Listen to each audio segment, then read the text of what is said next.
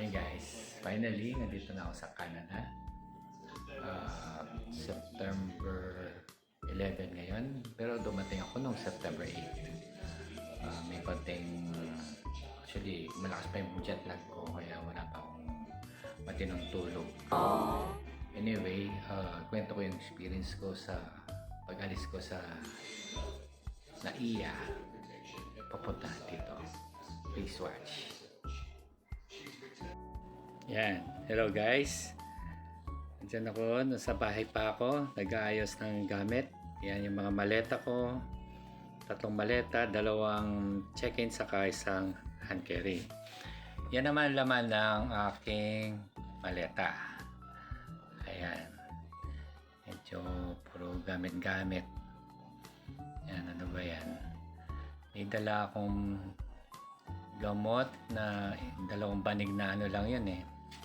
Yan yung padala ng yan na may backpack. Mga yan, importante, tabo, medyas. Yan, flashlight. Yan, gel, importante yan. Yung ganyan para at least matipid sa space, yung ganun, mga nakasashay. Then yan, may dala rin akong rubber shoes. Dalawang rubber shoes. Tapos yan yung black na boots na yan. Yan yung pang winter boots ko na ginagamit ko dati sa pagpulag. Tapos yung mga cologne. Diyan naman nakakabit yung mga documents ko. Yan yung padala ko sa pasalubong ko sa isang ka-teammate ko. Saka yung sombrero sa lamig na ginamit ko rin sa pulag. Sayang kung para at least magamit dito. Yan yung takip din sa tenga pag malamig. Ayan po. Tapos yan pong puting nakarolyo na yan. Ano po namin yan? Picture ng mag-asawa. At yan naman yung juice sa vape. Dala ko siguro mga 6. Sa check-in bag naman kaya okay lang kahit marami. Ito naman po yung mga ibang pasalubong ko. Ayan. Yung keypad na maliit. Keyboard na maliit pala yun. Tapos sabon Kojic para kay Mrs. Ayan, saka yung slimming para kay Mrs. din yan. May pabango din.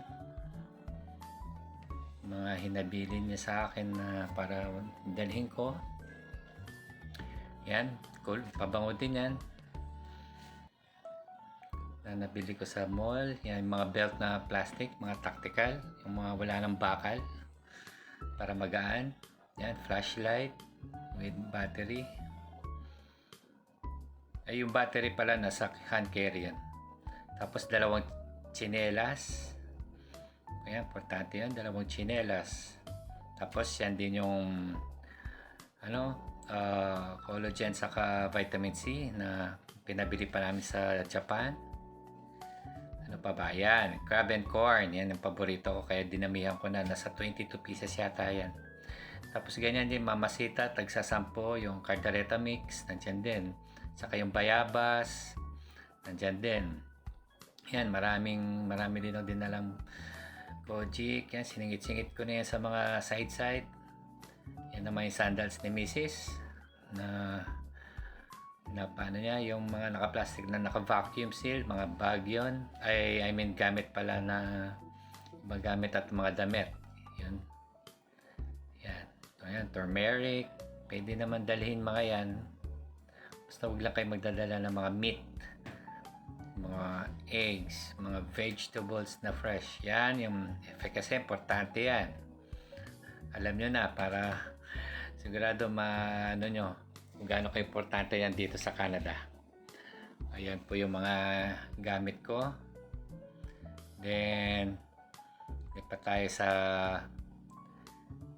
hand carry. Yan, mga sombrero ko. Nandiyan yung mga sombrero. Tapos meron din akong yung mga ziplock. Nag-ready na rin ako. Yan yung battery ko sa flashlight. Yan, kaya dapat nasa hand carry yan. Bawat po i-check-in yan. Tapos, yan, ano ba kinabit ko dyan? ano yata yan flashlight saka earbuds ang nakakabit. Yan, kinabit ko dyan para meron silang case para hindi masira. Yan, meron din ang face mask na dala just in case lang. Pero dito naman sa Canada, halos hindi na nire-record. Voluntary na lang kung magsuot ka ng face mask. Yan po yung running shoes ko. Magaan po yan. Saka yan, naka-vacuum na damit. Halos konti lang po yung damit na nadala ko. Halos mga sweatshirt, yung mga long sleeve ng mga ganyan. Pero yung mga pambahay at pang hindi na, konti lang binawasan ko para magkasya at maano yung kuha ko yung timbang ng gusto ko. Hindi ko po pinupuno yung hindi ko po sinasagad yung timbang para at least kung di man accurate yung timbangan ko dyan sa bahay, hindi siya tawag nito lalagpas sa timbangan pag tinimbang sa airport. Yan yung ko, personal items, headphone, cellphone, yan yung power bank. Dapat nandyan yung power bank, bawal po i-check-in yan. Saka yan, salamin ko, reading glass ko yan. Medyo pa ba. Yan din, shades din yan. Yan, importante po yan. Dapat na sa isang malit na bag para hindi sila mabilis hanapin. Yan yung reading glass ko. Yung mga kailangan po yan kasi kung magpagawa ka dito sa Canada, mahal. Yan, mas maganda magpagawa na kayo sa Pinas. Yan po yung vape ko. Wala. Diyan ko rin po nakakabit. Yan yung mga external SSD ko. Yan, diyan ko rin kinabit. Para kung gusto man nilang tignan, agad nilang makikita sa x-ray. Yan yung adapter. Yan, importante din po yan. Kasi iba po yung mga saksakan din dito sa Canada. Kaya mas maganda meron kayong adapter at i-research nyo rin po kung anong klaseng mga adapter na na mas mura or na pwede nyong dalhin. Okay po. At saka yan. Ayan, diyan na naman nakakabit yung mga alahas, wedding ring. Yan, saka yung pasalubong kay Mrs. Yan nakabit. Yan naman yung mga portable na mga perfume. Yan, sa mata naman yan. Okay, yan. Dapat meron kayo laging dalang ballpen. Yan, kasi meron kayong gustong isulat or may papasulat sa inyo, meron kayong sariling ballpen. Yan naman po yung mga relo ko. Mga collection ng relo, dinala ko na rin po. Dahil sayang naman kung iiwan mo sa bahay. Diba? Ayan po. Saka pa ba? Meron yung laman ng personal items ko. Yan. Yung backbook ko. Dinala ko na rin. Earbuds. Yan, importante yan. Para kung lubat yung isa, meron ka pang magagamit. Yan. Yan namin sa mata para pag nasa airport ka. Pero bibigyan ka naman sa airport ng pagtakip sa mata pag matutulog. Yan, dinala ko na rin dog tag ko. Ayan po sila. Yan, yung mga gamit na yung iba mabibigat kaya nababawasan yung mga damit na kailangan kong dalhin. Yun na lang dito na lang sa Canada na bibili. Ayan po. Yan. Ayan, ibabalik ko na po sa yan. Babalik ko na siya para mabilis na lang. Pag kailangan ko na, lalagyan ko pa siya ng tatali. Yan na po. Papunta na po kami sa Naiya. Yan, tulog sila. Tulog ang father ko. Ayan. Buti na lang maganda yung panahon. Yan, nasa Madam Mall of Asia na kami. Actually, dyan muna kami nag-land kasi maaga kami umalis sa Pampanga. Yan na po, nasa Terminal 1 na po ako dyan. Yan mga documents ko. Ayan po. Alas wala pong pila. Yan po yung check-in bag. Ayan. Buti pasok lahat sa bigat yung mga baggage ko. Okay. Nandiyan po, nasa gate na ako.